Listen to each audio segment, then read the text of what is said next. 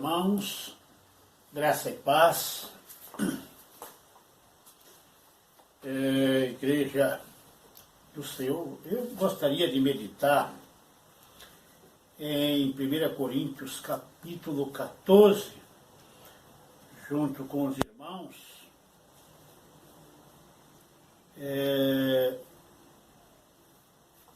vamos ler. Segue o amor e procurai com zelo os dons espirituais, mas principalmente o de profetizar. Porque o que fala em língua não fala aos homens, mas a Deus, pois ninguém o entende, porque o Espírito fala mistérios. Mas o que profetiza fala aos homens para edificação, exortação e consolação. O que fala em língua edifica a si mesmo, mas o que profetiza edifica a igreja. Ora, quero que todos vós faleis em línguas, mas muito mais que profetizeis, pois quem profetiza é maior do que aquele que fala em línguas, a não ser que também interprete para que a igreja receba edificação. E agora, irmãos, se eu for ter convosco, falando em línguas, de que vos aproveitarei, se vos falar ou por meio de revelação, ou de ciência, ou de profecia, ou de doutrina. Ora, até as coisas inanimadas que emitem som, seja flauta, seja cítara, se não formarem sons distintos, como se conhecerá o que se toca na flauta ou na cítara? Porque se a trombeta der sonido incerto, quem preparará para a batalha? Assim também vós, se com a língua não pronunciardes palavras bem inteligíveis, como se entenderá o que se diz? Porque estareis como que falando ao ar. Há, por exemplo, tantas espécies de vozes no mundo e nenhuma delas sem significação. Se, pois, eu não souber o sentido da voz, serei estrangeiro para aquele que fala, e o que fala será estrangeiro para mim. Assim também vós, que já estáis desejosos de dons espirituais, procurais abundar neles para a edificação da igreja.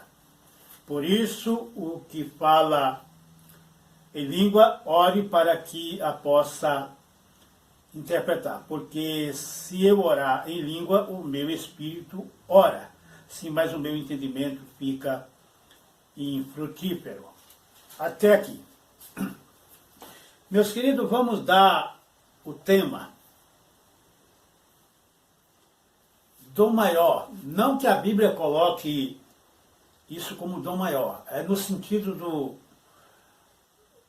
da ênfase que o apóstolo Paulo diz, porque a Bíblia diz que a fé, amor e esperança, né? Mas o maior de todos é o amor, nós sabemos. Aqui é referente o amor que o apóstolo Paulo sentia pelo dom de profecia.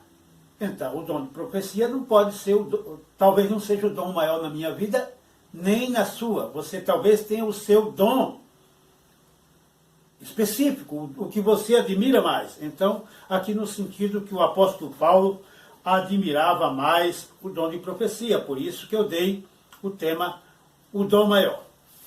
Então, o apóstolo Paulo enfatiza o dom de profecia. Ele começa colocando os dons diante de nós e dizendo para procurar com zelo. Então, na teologia paulina, no entendimento do apóstolo Paulo, a igreja tinha que buscar com zelo. Está aí buscar com zelo os dons espirituais.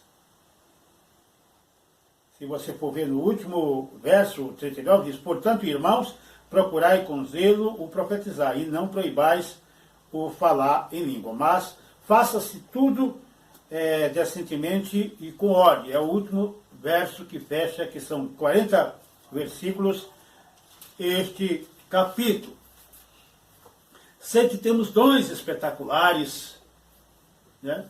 Mas o preferido desse apóstolo é o de profecia.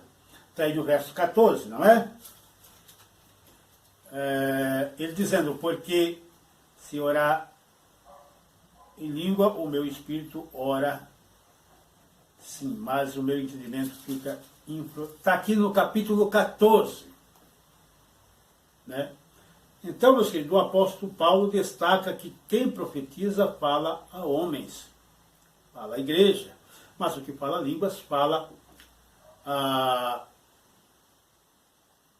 a si mesmo, ele se edifica a si mesmo. Então, mas nós podemos ver no contexto desta palavra, no texto que nós escolhemos aqui para dedicar, que essa profecia tem um padrão. Qual é o padrão que a profecia tem? Né? Que Deus pede, o texto pede para que nós julguemos a profecia. Né? Quando a Bíblia diz, se 2 ou 3 fala e o resto fica julgando, quer dizer, que 95% fique julgando. Por que Deus fala para que julguemos a profecia? Porque Deus sabe que alguém pode sentir o desejo de falar alguma coisa e atribuir o Espírito Santo. E aquilo não veio do Espírito Santo. É uma coisa que ela sentiu, que ela pensou, que ela imaginou e acha que é o Espírito Santo que está falando, como tem muitos profeteiros de plantão que faz isso. Não? A profecia tem que vir para edificar, para exortar e consolar. Esse é o padrão da profecia. Está aí no verso 3, mas o que profetiza fala aos homens, para edificação, exortação e consolação. Edificação, exortação e consolação. E o que fala em língua edifica a si mesmo. Quer dizer, você não entende, mas essa pessoa que está falando língua está edificando a sua vida na presença do Espírito Santo, pelo poder do Espírito Santo. Então, querido, querida, o que fala a língua edifica a si, enquanto que profetiza edifica a igreja. Por que edifica a igreja? Porque está falando na língua que a igreja entende, enquanto que as línguas estranhas a igreja não entende. É por isso que se deve pedir a Deus que possa interpretar a língua. Né? Então, aqui, diante de tudo isso, em primeiro lugar, tudo com ordem. A gente vê uns carnavais por aí, né, sendo atribuído ao Espírito Santo, uns rodopios, umas coisas feias, que alguém já teve a audácia de comparar com o que acontece no centro espírita. É verdade. As coisas de Deus é isso aqui, é o que é. É os dons manifesta apenas, não tem carnaval. Né? Então o apóstolo Paulo deixa bem claro que é tudo com ordem. O que é ordem?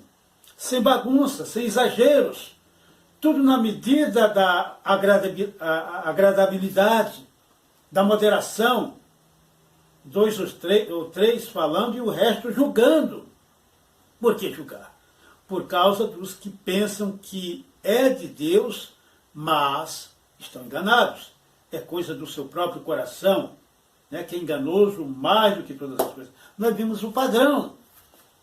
Para edificação, para exortação e para consolação. Então não tem baderna. O pastor Ernesto Nunes, no tempo do avivamento, dos anos 50, para cortar os excessos, os exageros, ele dizia que lata cheia não faz barulho. Porque o povo queria levar para o lado da baderna, para o lado da bagunça. E ele tinha que contornar essa situação. Então, tudo que você vê aí, alguém dizendo que é obra do Espírito Santo, mas tem baderna, tem escândalo, o Espírito Santo não está nessa manifestação. Tudo aquilo que você não viu Jesus fazer, não viu os profetas fazerem, não viu os apóstolos fazerem, não faça. Não provém de Deus. Tudo aquilo que não tem base bíblica, que não está no manual de Deus, que é o nosso padrão, que é o nosso material de estudo, de preparo, a Bíblia Sagrada, não faça. Não faça. E nem aceite como obra do Espírito Santo. Em segundo lugar, não proibais falar em línguas. O verso 39.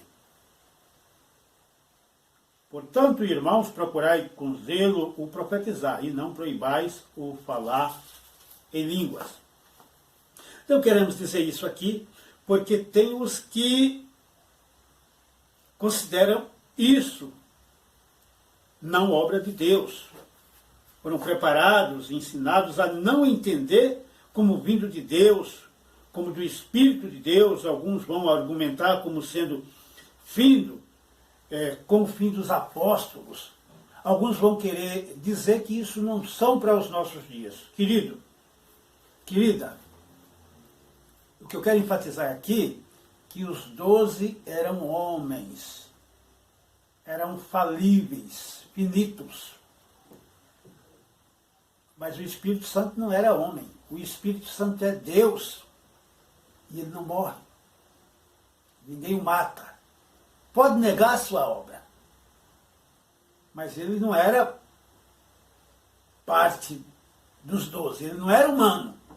O Espírito Santo é Deus. Então, tem crente nas suas tradições que não aceitam nenhuma manifestação de Deus hoje.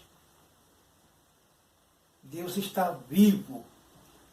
O Espírito Santo que assiste à igreja todos os dias, até a consumação dos séculos, é vivo. E é Deus. E ele opera coisas maravilhosas. Então, dizendo isso, eles dizem que se limitou apenas aos dias apostólicos. Querem finalizar também a Deus. Eu quero fazer um adendo aqui, que Deus não morreu. Quem morreu foi eles, os apóstolos. Passaram, eram homens. Vou mostrar uma coisa muito interessante. O diácono Filipe tinha 4 filhas virgens. Diria eu que eram adolescentes, que profetizaram, que profetizavam. Atos 21, de 8 a 9. Leia o livro. Você quer aprender sobre missões? O livro é Atos. Quer aprender sobre a obra do Espírito Santo? O livro é Atos. Então, Filipe habitava em Cesareia.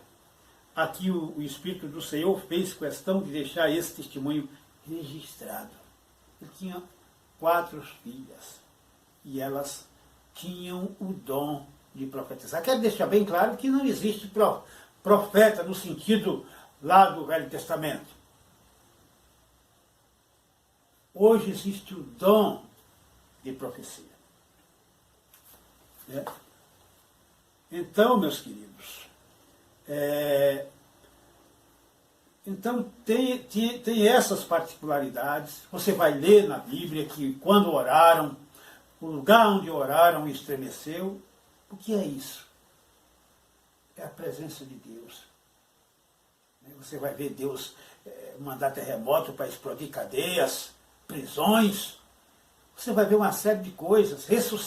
Ressurreição de mortos. Paulo ressuscitou alguém que caiu da janela. Você vai ver muitas coisas maravilhosas. Se você for ler o material da missionária Rosalie, os folhetos de poder, que eram folhetos para crentes, falando dessa ação do Espírito Santo, para trazer para o povo sentir o impacto e querer e acreditar o avivamento nos dias de hoje, porque todos, eu vejo aí congressos de gente que é tradicional e fala de avivamento. Todo mundo bate nessa tecla. Mas o que eles não querem e não aceitam é o fruto do avivamento. São essas manifestações vivas de Deus, vindas do Espírito Santo. Então, não adianta buscar avivamento sem querer o produto do avivamento. né? Se Deus conceder, vai ter essas manifestações. Então, é interessante, estuda a palavra de Deus, né? Leia a palavra de Deus, porque Deus é maravilhoso. E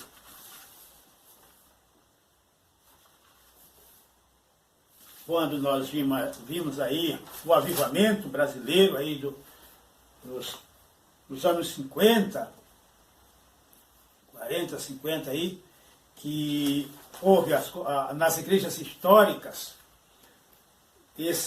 essa renovação,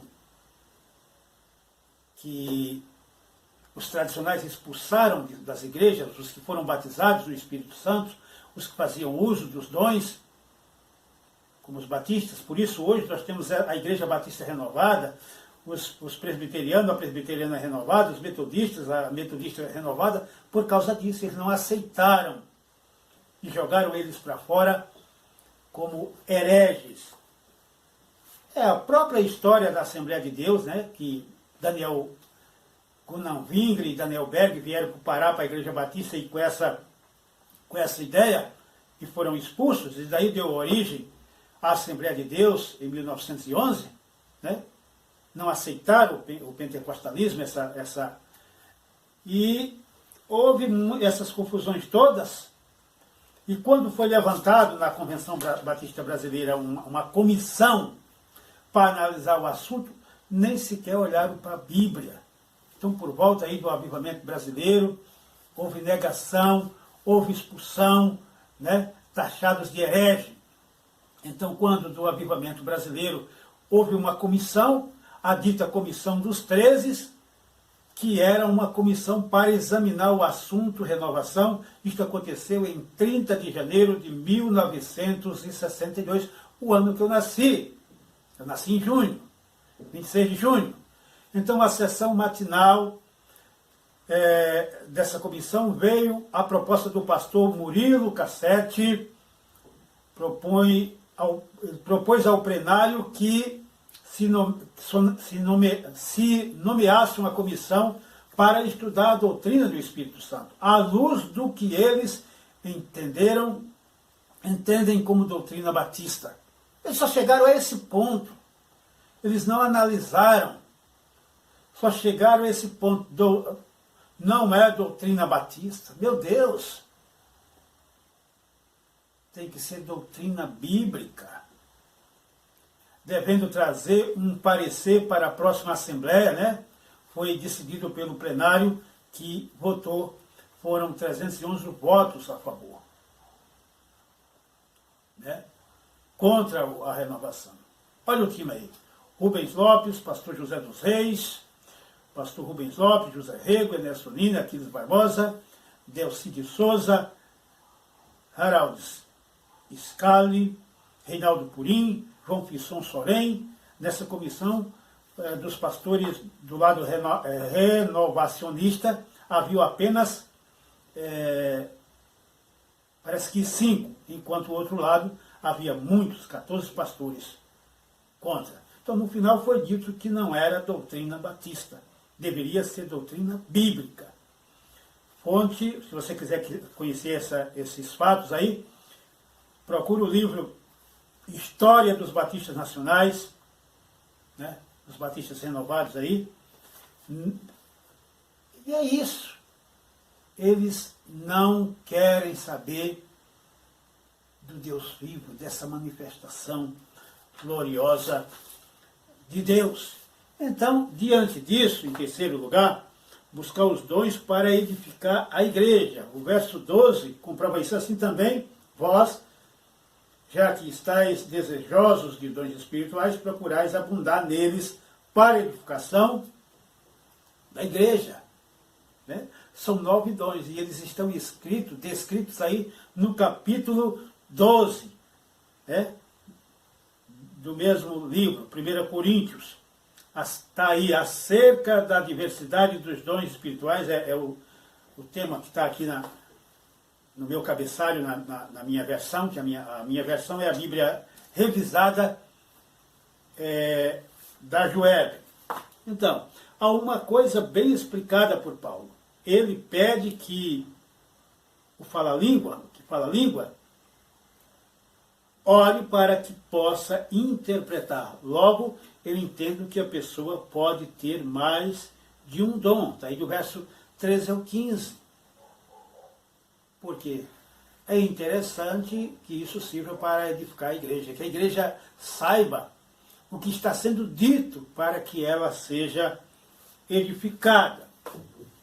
Né? Verso 13 ao 15, vai, por isso o que fala em línguas, ore para que a possa interpretar. Porque se eu orar em língua, o meu espírito ora, sim, mas o meu entendimento fica infrutífero.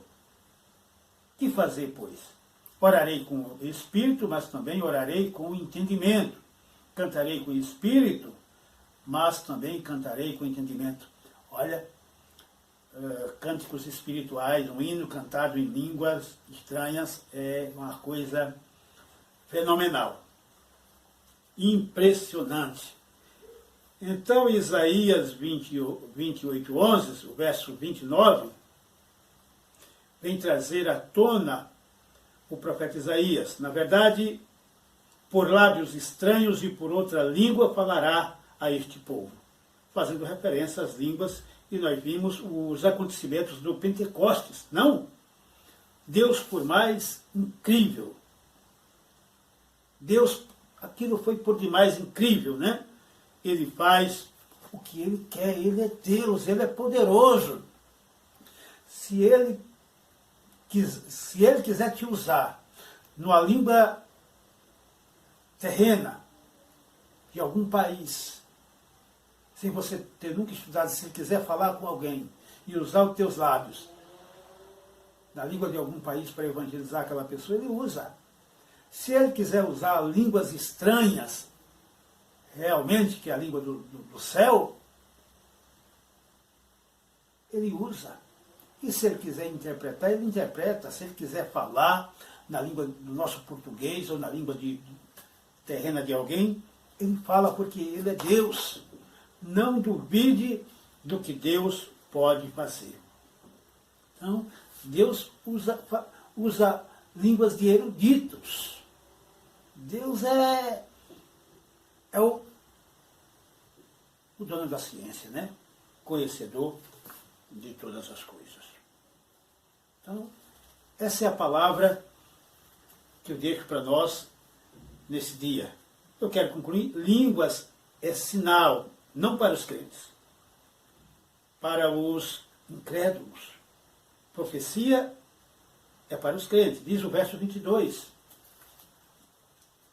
De modo que as línguas são um sinal, não para os crentes, mas para os incrédulos, para que eles percebam que Deus é presente, né? A profecia, porém, não é sinal para os incrédulos, mas para os crentes. Para nós é sinal, mas para eles não. Para eles estão ouvindo no português e estão entendendo. Né? Então, meus queridos, no final, se recomenda buscar e finaliza, reforça que se faça tudo decentemente e com ordem. Este é o padrão de Deus. Os carnavais que vemos por aí são obras de homens e não do Espírito de Deus. São obras da carne. Então, quero dizer aqui que tem mais. Tem mais dons, não são só esses, os dons espirituais. Tem mais 7, né? Destacado aí no capítulo 12, ok? Volte atrás um pouquinho e medite aí no capítulo 12. No capítulo 12 de 1 Coríntios, só para aguçar o seu desejo espiritual. Busque, busque, busque. Um grande abraço e que Deus em Cristo te abençoe sempre. Valeu! Medite na palavra de Deus. Estude a palavra de Deus. Tudo que você precisa saber da parte de Deus está aí. Está na Bíblia. Este é o manual. A única regra de fé e prática do crente é a Bíblia. Estude-a.